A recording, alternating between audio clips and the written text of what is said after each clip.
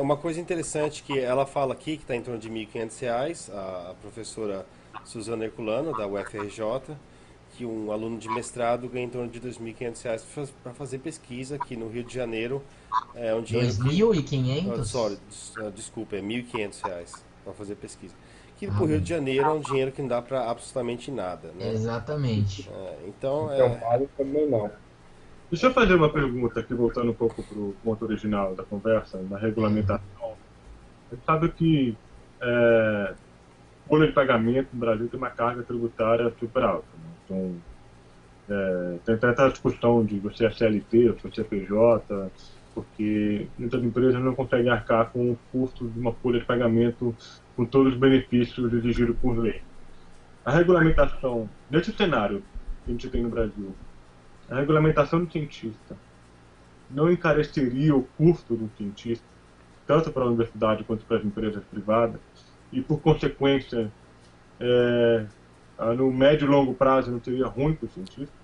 mas aí você está batendo em dois pontos. Um é você concordar que a tributação brasileira em cima dos salários do brasileiro é correta. Tudo bem, a gente pode discutir isso, talvez não Ah, hoje. mas não é, não, não Vamos vamos aceitar falar isso como disso. um fato agora, porque a gente não tem Tá, não tendo como alterar. Sim. aceitar isso como um fato. A gente não tem como mudar a tributação do folha de pagamento no Brasil. Então, basicamente, se aumentar o salário dos pesquisadores, dificultaria muito a formação dos mesmos, né? O incentivo da pesquisa seria muito dificultado. É um ponto válido, sem dúvida. Na verdade, é como eu já falei, tá regulamentado já. Vocês têm noção da ordem que é de quanto um pesquisador regulamentado ganha? Em torno de R$ 14.000 por mês. Se ele for sênior, ele pode chegar a ganhar R$ 14.000 por mês. Quantos O pesquisadores que, sênios o tem que por seria o universidade? melhor salário no mundo Ah, de sim, pesquisador. sim. Então, mas a minha pergunta não foi o quanto o pesquisador recebe. A minha pergunta foi o quanto que a empresa ou a faculdade, a universidade gasta para manter aquilo. Tem aquilo que vai para o bolso do pesquisador e tem os outros gastos da contratante. Então, para o governo, esse custo já existe. Eles pagam imposto também, certo? Certo. Para o governo, um funcionário público custa o dobro do que ele está te pagando, na verdade. Então, já está regulamentado. Agora, você estava falando assim que transformar nós cientistas, porque regulamentar a profissão cientista seria você transformar todos os cientistas que existem, ou seja, se você não é um profissional cientista, você não é cientista. Na verdade, não é assim. É, de, desde que o cara tá lá na iniciação científica na faculdade, ele já está sendo iniciado como cientista. Ele está tentando desvendar alguma coisa nova, está tentando otimizar um processo, que nem você falou. Então, ao longo do tempo, a iniciação científica, ele já é cientista. É mestrado, ele é um cientista. Doutorado, ele é um cientista. Tá? O que o que como é que é Suzana Herculana? É isso? Herculano? Suzana Herculano. Ela tá falando é o seguinte: depois que ela se formou em doutorado, provavelmente, ela ingressou na universidade, não como pesquisadora, e sim como professora doutora, provavelmente. E ela dá E aula. aí ela fala que ela dá aula a maior parte do tempo. E que Isso. nas horas vagas dela, depois a gente posta no portal o link para essa reportagem para o pessoal entender melhor, né? Mas o que ela está falando é que, como ela dá aula a maior parte do tempo, ela só pratica a ciência nas horas vagas, certo? Então regulamentar para ela seria, eu só vou fazer neurociência, Por isso que ela fala entendeu? no artigo dela que a ciência brasileira não é feita por cientistas, né? Mas é Então, que Mas daí cai no ponto que o Luiz falou, Rodolfo, que na verdade a profissão, o cientista no Brasil é diferente de você pegar a classe dos engenheiros. Então você tem um conselho dos engenheiros, o CREA, onde todos os engenheiros eles são afiliados, bom, e isso é regulamentado. O dos cientistas não é uma coisa rígida. Como a gente acabou de discutir, um cientista ele pode estar fazendo pesquisa numa empresa onde ele é um funcionário contratado num regime CLT, seja qual for o nome do cargo dele. E no caso de um cientista que seguiu na carreira acadêmica, é como o Luiz falou, até isso está bem certo, na verdade ela não é contratada como cientista, ela é uma professora e pesquisadora. E a parte da questão do professor toma muito mais tempo. Toda a gente que faz mestrado, doutorado e tem convívio com ele sabe que a parte de dar aula, a parte de lecionar, ela é bem importante e toma um tanto de tempo. Então, o que eu acho que ela quis dizer, até eu precisava dar uma relida nesse texto, é que não sei, é que assim, para chegar nesse ponto, que a gente não tem uma questão de uma profissão de cientista bem delimitada no Brasil. Isso é uma Pois é. Isso entendeu? isso Que é muito nesse importante. ponto que ela quer chegar, assim, até para você regulamentar o negócio, para você ter melhor condição, então, assim, precisava ver o ponto que ela quer chegar. Mas, Exatamente. E talvez existam. A primeira pergunta que o Rodolfo fez, o que é um cientista? Exatamente, isso que eu ia falar. A definição do cientista. Como você vai. Então, o que significa regulamentar a profissão de cientista, né? Quando a gente vê os dados aqui da Suíça, quais são os países que mais gastam em tecnologia, desenvolvimento e ciência no mundo, tá? A Suíça está em primeiro lugar, logo depois vem os Estados Unidos, depois vem Israel, depois vem a França, a Alemanha, a Austrália, tá? Isso em média de salários que são pagos para os cientistas, né? Bem, para você, obviamente, a primeira coisa que você percebe que esses são países que, como o Pedro falou, que basicamente o que você falou, Pedro, é que você falou que você e seus pais estudaram, então nós estamos mais ou menos na primeira, a gente chama isso de A sociedade. gente tá na segunda geração, Isso. na verdade. Sociedade tipo 1, 2, né? A Suíça, os Estados Unidos, não, os Estados Unidos ainda também está no 1, 2. Mas a Suíça, a Alemanha, a França, eles já estão na 3, 4. Que significa que a quarta e a terceira geração em seguida de familiares que estão na geração. É o filho do filho do filho dessa mesma geração que já estão na faculdade, né? E, obviamente, isso gera novas profissões, né? E profissões especificamente voltadas à ciência. Por isso que você tem a grande maioria dos físicos teóricos no mundo inteiro estão localizados no leste da Europa. A grande maioria dos físicos teóricos no mundo inteiro estão localizados no leste da Europa. Né? A grande maioria dos naturalistas no mundo inteiro estão localizados na Grã-Bretanha, Espanha, né, e França. Então, educação gera esse interesse por pessoas quererem virar cientistas. Agora a pergunta é, será que o motivo pelo qual o Brasil nunca teve isso regulamentado é porque nunca houve tanto interesse da população de virar cientista? Será que o povo brasileiro nunca quis entrar nessa área tão profunda, entender como funciona o cosmos, o universo, a natureza? Portanto, o governo nunca nem se preocupou, ou nunca nem existiu o interesse de regulamentar, porque o número de pessoas eram tão poucas.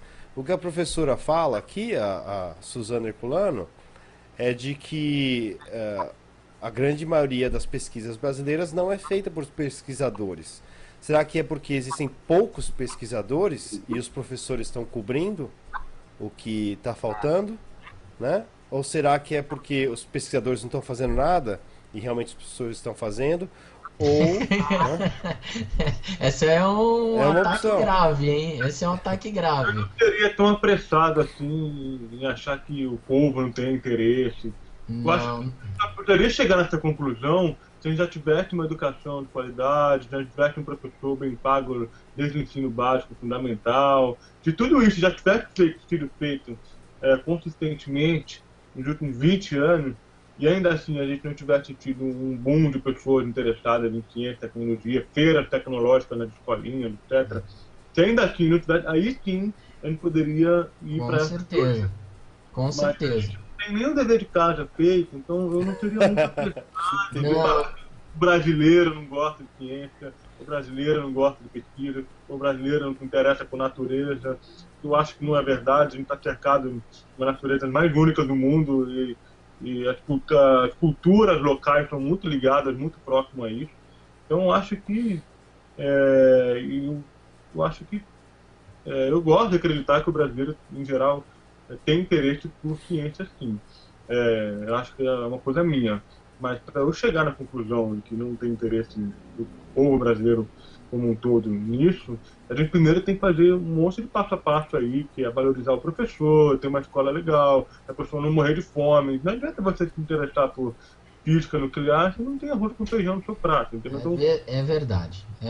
Que nem o Bernardo tá falando. Aí o segundo ponto do que o Bernardo tá falando provavelmente seria: agora isso está mudando, mas até um tempo atrás, ciência no Brasil, toda a ciência no Brasil era feita por gente rica que tinha condições.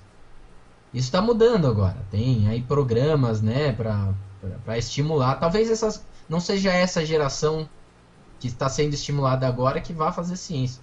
Mas talvez daqui a 20 anos, que nem o Bernardo está falando, a gente está tentando mudar esse cenário. Eu acredito que tá, né? Mas talvez o efeito não seja real. Mas essa geração agora que está crescendo, se depois a gente analisar essa geração, talvez a gente possa falar que o brasileiro não se interessa por ciência. Mas, na verdade, até agora a gente não pode fazer essa conclusão justamente porque não tem educação fundamental, não tinha, né? Tá mudando aos poucos. E também, mas que nem o Rodolfo sempre diz, né? Não tem estímulo ao desenvolvimento da ciência. Isso ainda não tem, mesmo com investimento em educação de base, eu acredito que não tem quase nenhum investimento nessa educação de base ter estímulo a criança ver e se tornar um cientista, né? Sim, por Se exemplo, inspirar naquilo. tá? A gente fala, não existe interesse por ciência no Brasil. Obviamente, precisa de comida no prato antes, né? Boa educação e tal. Mas quando você vê os países europeus, as maiores séries de televisão em relação à ciência são feitas pela BBC, certo? Você encontra séries como o Cosmos, que foi feita pelo professor e filósofo e pesquisador Carl Sagan, que morreu em 96. Você tem aquela série de DNA, que foi feita por uma série de biólogos no mundo inteiro. Né? São séries que o brasileiro nem tem acesso. Né? Eu acho que o canal de televisão no Brasil é um pouco restrito ao que o brasileiro gosta e não ao que, né, educacional em si. Ou seja, outros países têm como ídolos, além dos ídolos nacionais, de esporte e tal, mas muitas pessoas são dadas como ídolos como as pessoas de conhecimento, que estudam, que são pesquisadores. Um cara que fala sobre o cosmos, que aparece na televisão, na BBC e circuitos de perguntas. E no Brasil os nossos ídolos ainda são a tiazinha, o Tiririca, o jogador de futebol. Mas Né? eu acho que isso está mudando um pouco, Rodolfo. Porque, assim, se você for pegar o que o Bernardo e o Luiz falaram, então, assim, a gente está num estágio mais inicial. Se você pegar os países europeus, eles têm umas escolas,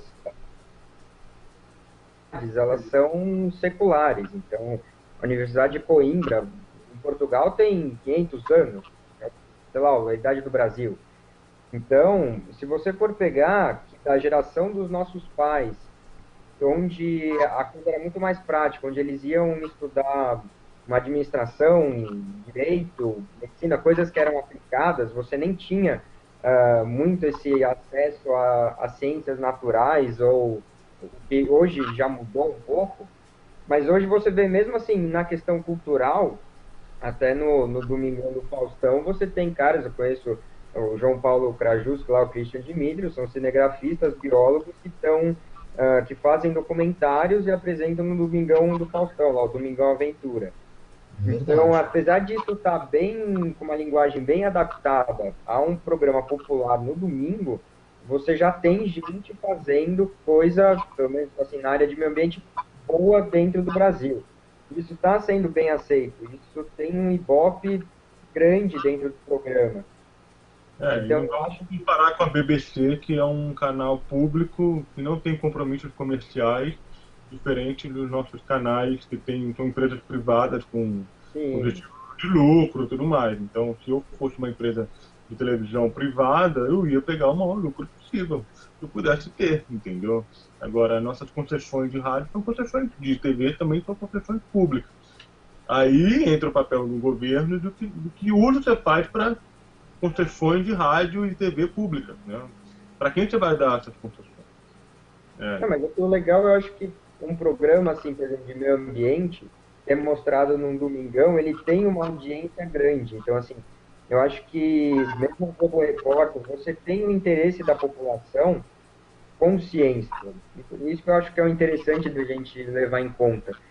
Que no momento que você começa a ter pessoas capacitadas, formadas nas áreas, fazendo isso, eu acho que você tem um apelo para a população. Isso chama tanto atenção quanto a dança dos famosos lá do Faustão, chama tanta atenção quanto um programa, sei lá, o Big Brother. A Fazenda.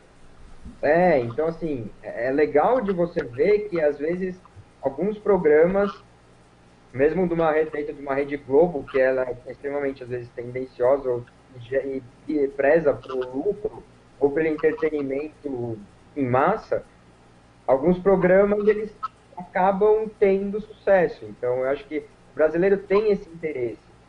E daí é uma questão que a gente estava conversando mesmo da educação no Brasil. Então, no momento que você começa a ter um investimento em educação desde base, você começa a ter um investimento na educação superior, você começa a ter o surgimento, a proliferação das profissões que já tiveram esse boom na Europa, em outros lugares que hoje estão começando a crescer aqui no Brasil. Por exemplo, biologia, meio ambiente, o que antes era discutido lá fora, no Brasil é extremamente recente. Algumas discussões. Então, a gente ainda está um pouco defasado nesse período, eu acho. É a esperança. Bem, Mas eu acho que há bastante. olha, eu vou ser sincero, eu estou gostando muito do papo, mas a gente já passou de 1 hora. Eu queria só que, se vocês quiserem fazer uma consideraçãozinha final e falar algo a respeito de realmente o que poderia ajudar a ciência no Brasil. Rapidinho, Felipe, o que poderia ajudar a ciência no Brasil? Já aproveitando o papo que a gente começou, para mim regulamentar, primeiro fazer uma regulamentação de todas as áreas, tá? De pesquisa para ter pesquisadores, tá? Mas primeiramente seria melhorar a divulgação da ciência para crianças, certo? Para no futuro ter, sei lá, 4, 5 vezes mais crianças interessadas em fazer ciência.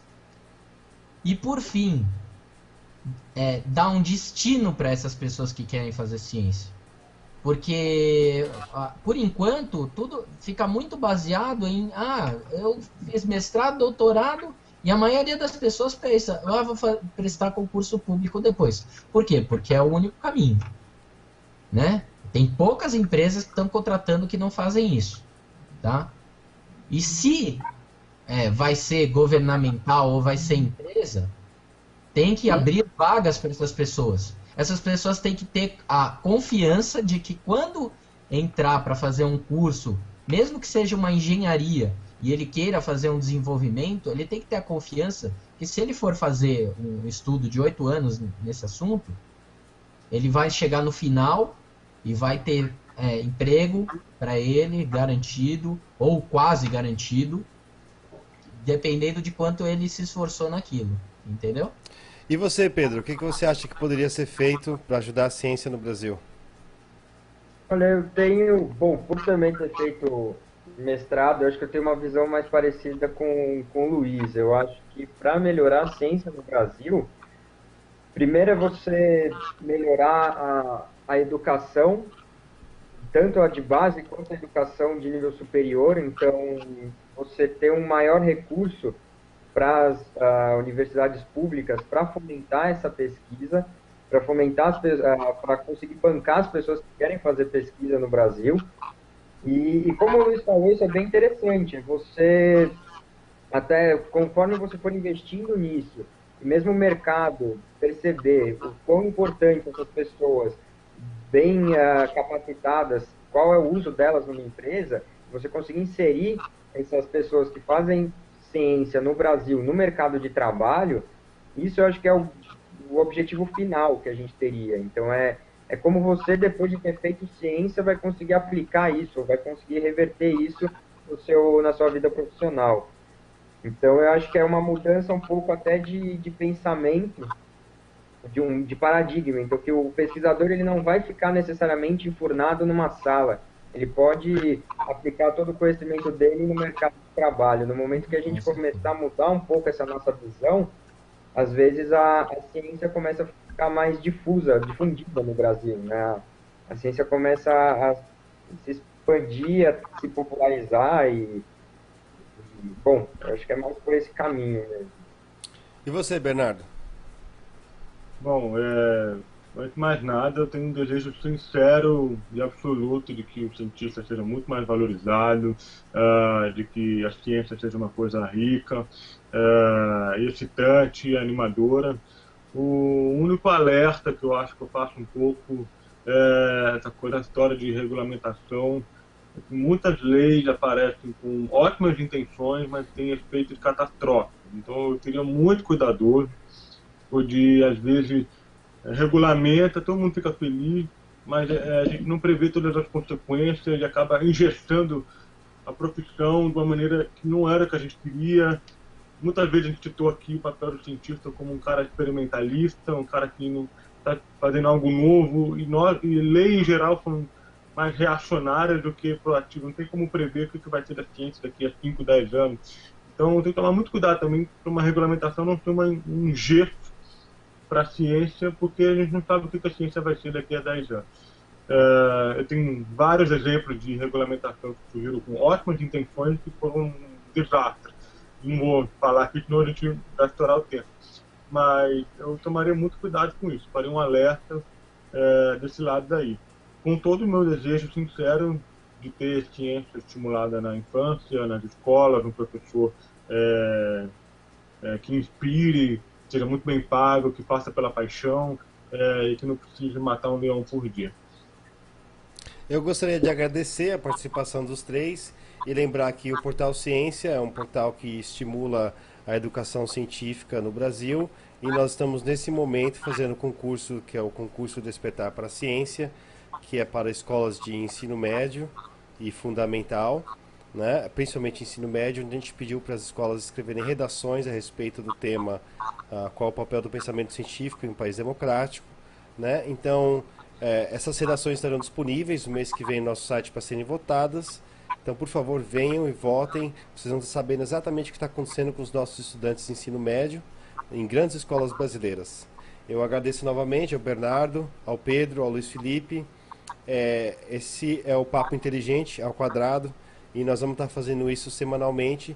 Por favor, se vocês quiserem contribuir com temas, é só você clicar no formulário abaixo, tá? E vocês vão poder encontrar ali, mandar uma sugestão para a gente vai poder discutir. E quem sabe, eventualmente, a gente vai estar dando presentes e brindes para quem participar das discussões. Muito obrigado, agradeço muito. Até. Tchau, tchau, gente.